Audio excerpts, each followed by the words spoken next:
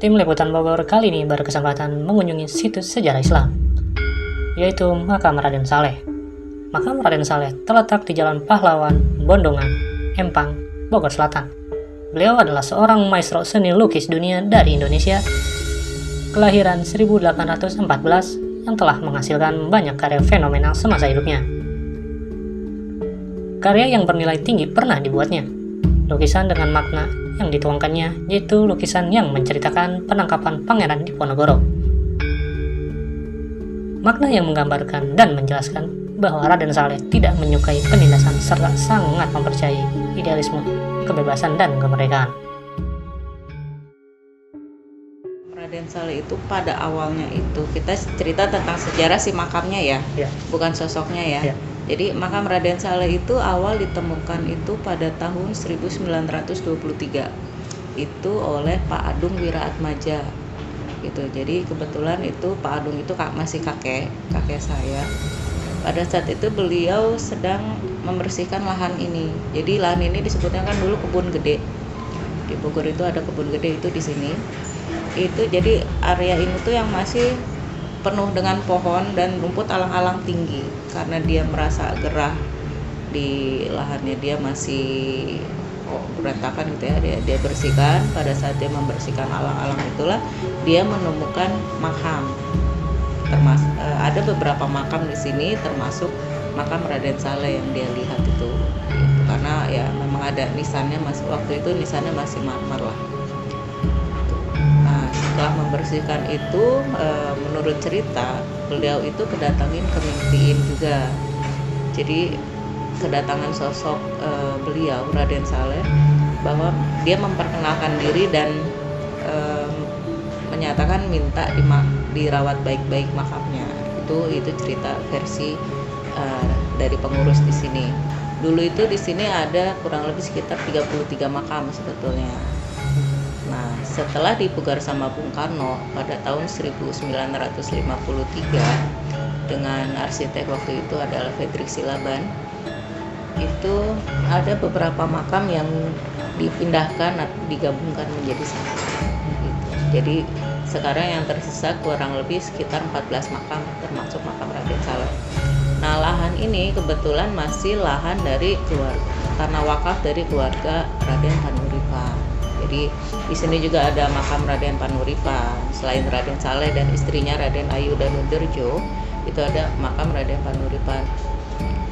Setelah dipugar sama Bung Karno, berkembang tahun 2008 itu dibangun Saung Budaya Raden Saleh. Raden Saleh itu terkenal sebagai seorang pelukis. Jadi maestro dunia ya. Jadi tidak hanya terkenal di negara sendiri, tapi beliau juga terkenal di mancanegara. Begitupun kenapa Bung Karno bisa memugar ini, beliau waktu itu melihat satu lukisan waktu itu beliau lagi berada di Eropa. Dia tanya, ini lukisan siapa? Oh, itu kan lukisan bangsamu gitu kan, pangeran dari Jawa, Raden Saleh. Begitu beliau pulang, beliau suruh usut di mana makamnya, siapa yang ngurusnya, sampai benar nggak gitu kan, ternyata kan valid gitu kan. Ketemulah di sini valid.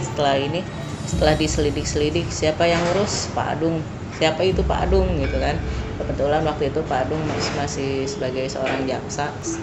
Bisa kita garis bawahi sebagian besar dari lukisannya itu menceritakan tentang pergerakan, perjuangan, menceritakan tentang teritorial Indonesia, perjuangan bangsa kita. Jadi pada umumnya para pelukis itu mereka, yang saya tahu ini ya, mereka menuangkan sesuatu dalam lukisannya itu melalui simbol-simbol itu. Nah, salah satu lukisan beliau yang paling viral dan yang paling terkenal lah, dan itu berhubungan dengan sejarah, adalah lukisan penangkapan Pangeran Diponegoro. Itu. Jadi pada saat beliau melukis itu, beliau berada di Eropa. Sebetulnya beliau tidak menyaksikan, tapi beliau membuat itu untuk beliau tidak suka dengan lukisannya. Ada salah satu, kalau salah, lukisan orang Eropa lah. Itu di situ penyerahan diri Pangeran Diponegoro. Beliau tidak suka. Di situ terlihat Pangeran Diponegoro menyerah gitu kan. terus pengikutnya juga seperti yang berputus asa. Beliau membuat versinya dia, tidak seperti itu loh gitu. Dia buat Pangeran Diponegoronya gagah gitu kan, penuh wibawa, punya harga diri. Begitupun dengan para pengikutnya. Jadi di situ dia menceritakan bahwa Pangeran Diponegoro itu tidak menyerah, tapi dia ditangkap. Dengan kata lain mungkin dia dijebak. Sebenarnya tidak sedikit jauh berbeda gitu ya kalau untuk makam Raden Saleh khususnya. Jadi masih ada pengunjung, cuma mungkin ya terbatas lah. Kalau setelah pandemi, sebelum pandemi ya mereka ya udah ke sana gitu. Kalau mereka sekarang terbatas karena ada PPKM atau SPBB sebelumnya kayak gitu. Beliau mereka yang tertarik dengan beliau yang jiwa seninya ada, tapi berkembang sekarang itu masuk ke religi. Jadi kalau untuk Raden Saleh dia di segi pendidikannya ada, seni budayanya juga ada, keagamanya juga ada. Tahun ini ya 2021 itu kita di makam Raden Saleh itu dibangunkan joglo. Itu atas dauhnya Abah Lutfi Pekalongan. Jadi untuk generasi muda yang mau ziarah, sok mangga silahkan, karena beliau juga bukan kalau menurut saya bukan orang sembarangan gitu kan. Ya kita minta barokah karomahnya, jangan minta yang lain-lain gitu kan. Tetap kita minta ke Allah, tapi ya dengan mengunjungi beliau, mendoakan beliau itu kan sama dengan mendoakan diri kita juga. Untuk masyarakat sekitar sini ya alhamdulillah mereka mendukung ya gitu kan, nggak ada kontra, lebih banyak mereka yang pro lah gitu. Karena ya berkembang ke sini juga saya juga kan dibantu oleh warga sekitar, karena yang ditunjuk oleh pemerintah daerah dari Disparbud itu sebagai juru pelihara itu kebetulan memang saya sendiri gitu kan. Tapi karena mengingat lahan ini cukup luas, sudah gitu kan waktu juga, karena sekarang kita berkembang, kita buka 24 jam.